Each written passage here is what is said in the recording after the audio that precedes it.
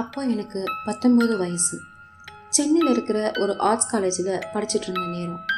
அன்னைக்கு இன்னொரு காலேஜில் படிக்கிற என் ஃப்ரெண்டோட பர்த்டே பார்ட்டி ஈசிஆரில் இருக்கிற ஒரு ரிசார்ட்டில் நடந்துச்சு. அரட்டை கொண்டாட்டம்னு நேரம் போனதே தெரியலை. எல்லாரும் அன்னைக்கு அங்கேயே தங்கிடவே மறுநாள் எனக்கு செமஸ்டர் எக்ஸாம் இருந்ததால் நான் மட்டும் கிளம்பிட்டேன். நான் கிளம்பும்போது மணி நள்ளிரவு 12:30 இருக்கும்.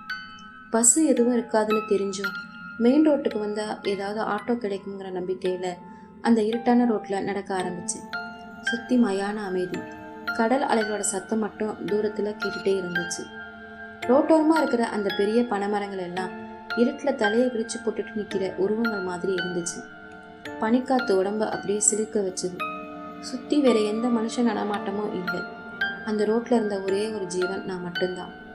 கொஞ்சம் தூரம் நடந்ததுக்கு அப்புறம் தான் எனக்கு அந்த உணர்வு வந்துச்சு. பின்னாடி யாரோ நடக்கிற சத்தம், செருப்பு தரையோட உரசுற சத்தம் ரொம்ப மெதுவாக ஆனால் தெளிவாக கேட்டுச்சு. நான் என் நடையோட வேகத்தை கொஞ்சம் கொஞ்சமாக அதிகமாக்கினேன். ஆனால் ஆச்சரியம் என்னென்னா, பின்னாடி வர்ற அந்த நடையோட வேகமும் எனக்கு ஏற்ற மாதிரி அதிகமாச்சு. நான் அப்படியே நின்று மொபைலை பார்க்குற மாதிரி பின்னாடி திரும்பி பார்த்தேன். ஒரு 30-35 வயசு இருக்கும். ஒரு கருப்பு கலர் டிஷர்ட் போட்ட ஒரு ஆள், தலையில் ஒரு தொப்பி. அவன் முகத்தில் ஒரு வக்கரமான சிரிப்பு இருந்தது. அவன் என்னத்தான் ஃபாலோ பண்ணுறான்னு எனக்கு 100% தெரிஞ்சிச்சு. அந்த நள்ளிரவு இருட்டில் சுற்றி யாரும் இல்லாததால் அந்த ரோட்டில் என் நெஞ்சு படபடன்னு அடைச்சிக்க ஆரம்பிச்சுது. என் கை காலெல்லாம் நடுங்க ஆரம்பிச்சுது. அங்கேருந்து எப்படியாவது தப்பிச்சா போதும்னு தோணுச்சு. ஓடலாமான்னு நினச்சேன். ஆனால் ஓடினா அவனும் துரத்த ஆரம்பிச்சிருவான். ஒருவேளை அவன்கிட்ட கத்தி எதுவும் இருந்தால் என்ன பண்ணுறதுன்னு பயமாக இருந்தது. இன்னொரு 1/2 கிலோமீட்டருக்கு போனால் ஒரு பெட்ரோல் பங்க் வரும்னு எனக்கு தெரியும். அங்கே எப்படியும் வெளிச்சமும் ஆட்களும் இருப்பாங்க. என் கால்கள் நடுங்க நான் வேகமாக நடக்க ஆரம்பித்தேன்.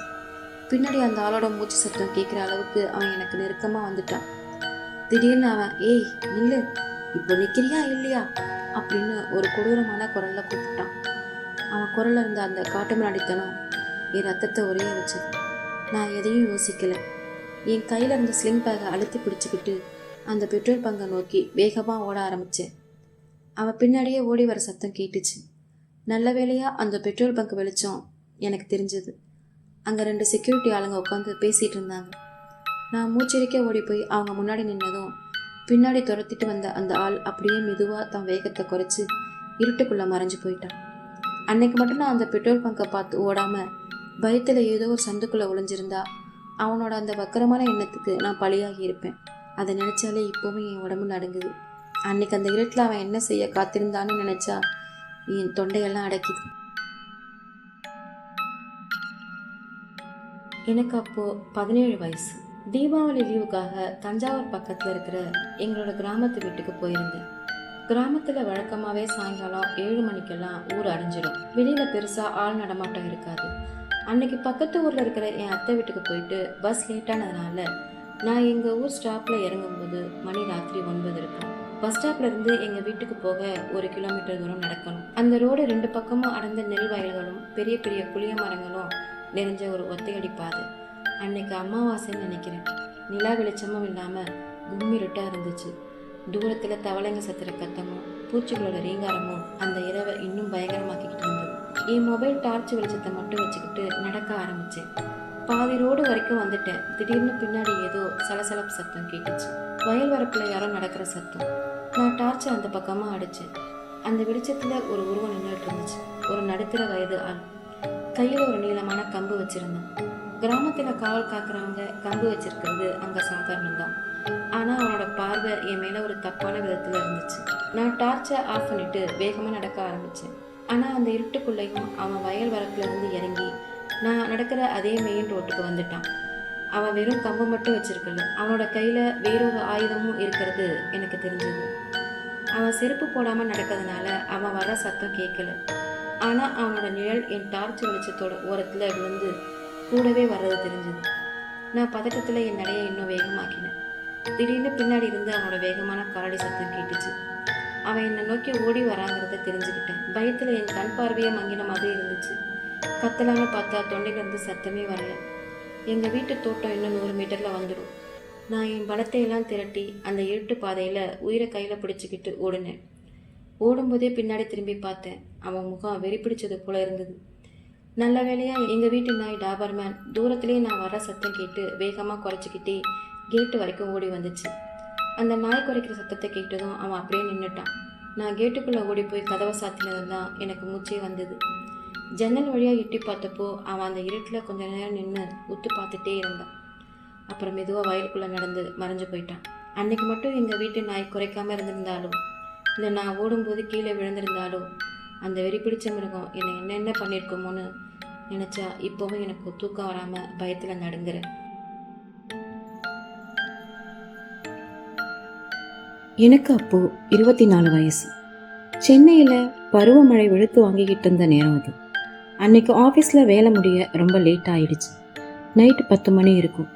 ரோடு ஃபுல்லாக தண்ணி தேங்கி நின்னதுனால ஆட்டோ கேப் எதுவுமே கிடைக்கல. மெயின் ரோட்டில் இருந்து என் ரூமுக்கு போக ஒரு குறுகிய சந்து மட்டும்தான் இருக்குது. அந்த சந்தில் இருக்கிற ஸ்ட்ரீட் லைட் எல்லாம் மழையினால் பழுதாகி ஆஃப் ஆகி கிடந்துச்சு. மழை தூரிக்கிட்டே இருந்தது. காற்று பலமாக வீசினதுனால கொடை வச்சும் எந்த பிரயோஜனமும் இல்லாமல் உடம்பெல்லாம் நனைஞ்சு குளிர் காற்றுல உடம்பு நடுங்கிக்கிட்டே இருந்துச்சு. அந்த இருட்டு சந்துக்குள்ளே நான் தனியாக நடக்க ஆரம்பித்தேன். சந்துக்குள்ளே நுழைஞ்ச கொஞ்ச நேரத்திலேயே எனக்கு பின்னாடி யாரோ வர்ற உணர்வு ஏற்பட்டது. மழையோட சத்தத்துக்கு நடுவுலையும் தண்ணிக்குள்ளே யாரோ கால் வச்சு நடக்கிற சத்தம் தெளிவாக கேட்டுச்சு. நான் மெதுவாக திரும்பி பார்த்தேன். ஒருத்தன் ரெயின் கோட்டு போட்டிருந்தான். ஆனால் அவனோட முகம் அந்த கோட்டோட தொப்பினால் முழுசாக மறைஞ்சிருந்தது.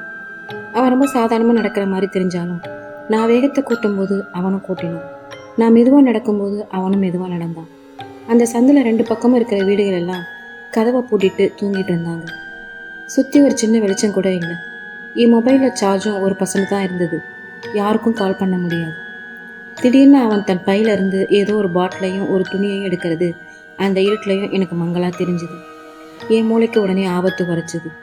அது குளோரோஃபார்மாக கூட இருக்கலாம். என்னை கடத்திட்டு போகவோ இல்லை வேற ஏதோ கொடூரமான குற்றத்தை செய்யவோ அவன் திட்டமிடுறான்னு புரிஞ்சுது. என் உடம்பெல்லாம் நடுங்க ஆரம்பிச்சு. என்ன செய்ய போகிறோம், எப்படி தப்பிக்க போகிறோம்னு ஒரு பயத்தோட நடந்து வந்துட்டு இருந்தேன். இன்னும் கொஞ்சம் தூரத்தில் ஒரு வளைவு வரும். அதை தாண்டினா நான் தங்கியிருக்கிற அப்பார்ட்மெண்ட் பில்டிங் வந்துடும். நான் லேசாக பின்னாடி திரும்பி பார்த்தப்போ அவன் அந்த துணியில் ஏதோ திரவத்தை ஊற்றிக்கிட்டே என் பக்கத்தில் நெருங்கி வந்துட்டான். நான் வளைவு திரும்பின அடுத்த நொடி என் கையில் இருந்த லேப்டாப் பேக்கை அப்படியே அவன் மேலே வீசினேன். அவன் எதிர்பாராத இந்த அடியில் நிலைத்தடுமாறி கீழே விழுந்தான். அந்த கேப்பில் நான் என் அப்பார்ட்மெண்ட் கேட்டுக்குள்ளே ஓடி போய் அங்கே இருந்த வாட்ச்மேனை சத்தமாக கூப்பிட்டேன். வாட்ச்மேன் டார்ச் லைட்டோட ஓடி வரதை பார்த்ததும் அந்த ரெயின் கோட்காரன் எழுந்து வேகமாக இருட்டுக்குள்ளே ஓடி மறைஞ்சிட்டான். அன்னைக்கு மட்டும் நான் அந்த லேப்டாப் பேக்கால் அவனை அடிக்காமல் இருந்திருந்தா, இல்லை பயத்தில் அப்படியே உறைஞ்சி போய் நின்று இருந்தா, இன்னைக்கு நான் உயிரோட உங்ககிட்ட இந்த கதையை சொல்லிட்டு இருந்திருப்பேன் நான். எனக்கு தெரியலை. இப்போவும் அந்த சம்பவத்தை பற்றி நினைக்கும் போதெல்லாம் என் இதயம் ஒரு வினாடி நின்று தான் துடிக்க ஆரம்பிக்குது. இந்த வீடியோ உங்களுக்கு பிடிச்சிருந்துச்சுன்னா லைக் பண்ணுங்கள், ஷேர் பண்ணுங்கள், சப்ஸ்கிரைப் பண்ணுங்கள். கீழே இருக்கிற பெல் ஐக்கானையும் தட்டி விடுங்க. உங்களுக்கு தொடர்ச்சியான நோட்டிஃபிகேஷன் கிடைக்கணும்னா யூடியூப், ஃபேஸ்புக், இன்ஸ்டாகிராம் மற்றும் நம் வாட்ஸ்அப் கம்யூனிட்டியில் சேருங்க. அதற்கான லிங்குகள் கீழே உள்ள டிஸ்கிரிப்ஷனில் இருக்குது. முக்கியமாக உங்களுக்கும் ஏதேனும் இது போன்ற பயங்கரமான அனுபவங்கள் இருந்தால் கீழே கொடுக்கப்பட்டுள்ள கூகுள் ஃபார்மில் பகிருங்க. தகுதியான கதைகளை அடுத்த வீடியோவை பார்க்கலாம். நன்றி.